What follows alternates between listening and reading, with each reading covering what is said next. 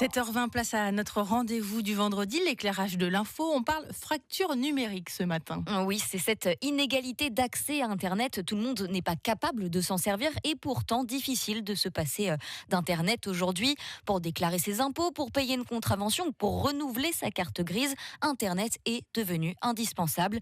D'ici 2022, il faudra réaliser la majorité des formalités en ligne, mais plus d'un quart des Français ne sont pas du tout à l'aise donc avec Internet ou n'y connaissent tout simplement rien. Pour venir en aide à cette grande partie de la société, des étudiants rochelais ont créé une association. Ça s'appelle le Web du Cœur. Reportage Thibaut Delmarle. Annie a 75 ans, c'est une professeure de philo à la retraite.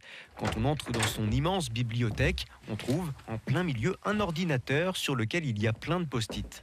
Alors cet ordinateur, il est pas tout jeune. Annie sait l'utiliser avec Internet pour des fonctions de base. Je lis beaucoup de revues et de journaux. Je suis abonné à des journaux, à la version informatique de revues par exemple. C'est quand il faut utiliser des fonctions un peu plus avancées qu'Annie se retrouve souvent en difficulté, par exemple pour faire des diaporamas avec des photos. Par exemple, je suis très maladroite pour fabriquer quelque chose avec mes propres photos. J'admire des copains qui me font des reportages photos de leur voyage avec des textes dessus, avec un montage. C'est absolument admirable. Il faut que je demande à mon voisin qui m'aide parce que ça ne doit pas être très long. Son voisin, c'est Sébastien. Il a 53 ans. Il a repris ses études pour un master entrepreneuriat digital à La Rochelle.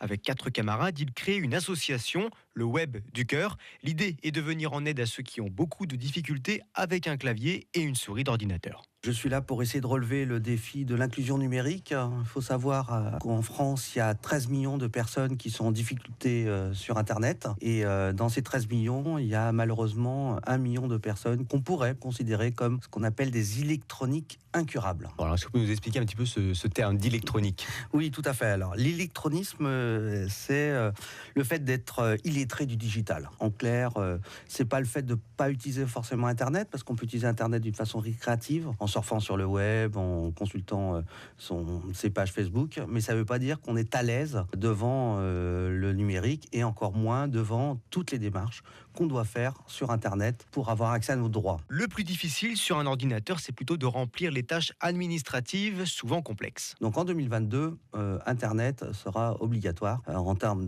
d'utilisation pour les Français pour avoir accès à leurs droits. Alors leurs droits pour leur déclaration d'impôt, c'est un peu le sujet du moment, mais il n'y a pas que ça, il y a aussi leur déclaration de changement d'adresse, tout simplement, le fait de faire une carte grise, depuis 2 ans déjà, une carte grise, on ne peut le faire que sur Internet, le fait de pouvoir payer un timbre fiscal, le fait de pouvoir payer des factures de la cantine de ses enfants. Alors avec son association, il veut venir en aide concrètement à ces personnes en grande difficulté. Nous essayons de mettre en place un nouveau métier qui s'appelle les auxiliaires numériques, en mettant un réseau de bénévoles formés à disposition de ces personnes qui sont en difficulté. Une aide précieuse pour les plus éloignés de cette technologie.